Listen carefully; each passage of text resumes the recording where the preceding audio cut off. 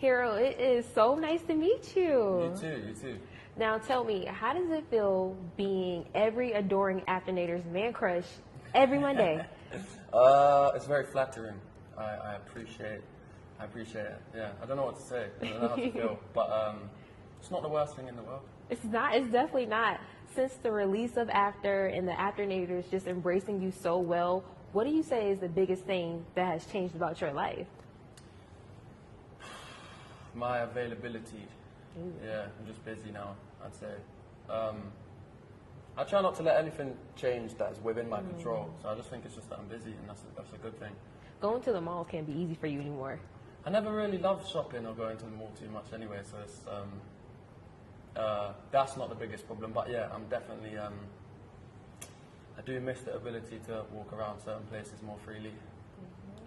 Since you're reprising your role as Hardin Scott, how do you feel like this role is challenging you as an actor the second time around?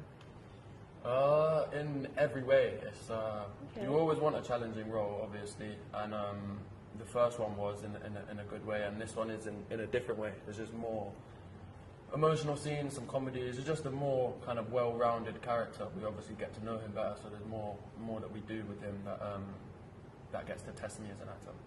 You said emotional. How do you tap into those emotional scenes? What are you thinking about? What's going through your head? Changes between each one. I know some people like to use external sources to get themselves sad or happy or whatever. I tend to try and do it through the character. I haven't yet resorted to like watching sad videos before I shoot, but I hear some people do that. For me, it's all just like put yourself in the character's shoes, and there'll be if it makes sense for them to be sad, once you're in their shoes, you will be, kind of thing.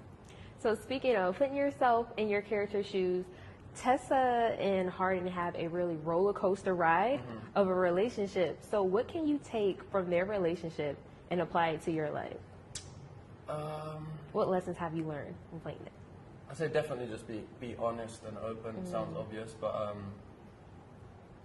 if you know there's something that someone you know in your life should know, then say it and don't wait till it's too late. Yeah, I think honesty is a good lesson to learn from their story. So true. So in the first film, you mentioned the lake scene was one of your favorites or most interesting because of the snake scenario. Yeah. After reading the script, what scene were you just dying to shoot this time around?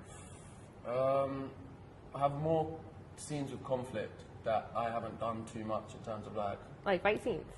I wouldn't even say fight scenes, but like that kind of thing where you have a stunt coordinator, and that stuff for me is always cool to learn because it's just different. You don't do too much of it. There are a lot of scenes I was excited for this time around, but I don't want to give anything away. But yeah, can you tell us where it's being shot at least? Where what's being shot? One of your favorite scenes. Where is it being shot? What am I yet to do? We shot one of my favorite scenes yesterday in the hotel room. It's the only scene it's the main scene with Tessa, Trevor, and Hardin, and obviously that dynamic's really fun to play with. I wish we had more scenes with the three of us. Okay, so now you're on set for about 14 hours a day. So when you leave set, how do you unwind? I don't think you need to unwind. You just fall asleep quite quickly after long days. Yeah, I don't do anything after we finish. On a long day, when you work 14 hours, I just go home and I'm straight to bed, to be honest. And then I prefer to wake up earlier in the morning and do more. But when you have enough time, go get some food somewhere, or to be honest, we do just end up chilling, the cast and crew or whatever, and then anytime we try and talk about something unrelated to the film, it just somehow goes back to talking about the film. So we're never really off work. When you're shooting, it's all you really think about. So it's cool. It sounds like horrible, but you're just in it, and then when you wrap, that's when you can unwind. Now, this is your second time shooting in Georgia, maybe even your third. Are there any places you like to frequent?